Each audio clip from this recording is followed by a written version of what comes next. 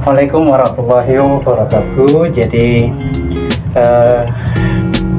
sore ini saya ada pasien yang baru, katanya lagi batuk, sedikit demam, pengaruh mungkin cuaca dan sebagainya. Nah, kita akan terapi di bagian belakang, kemudian bagian leher, supaya meringankan batuk sama flu-nya, sedikit agak tidak enak badan. Oke.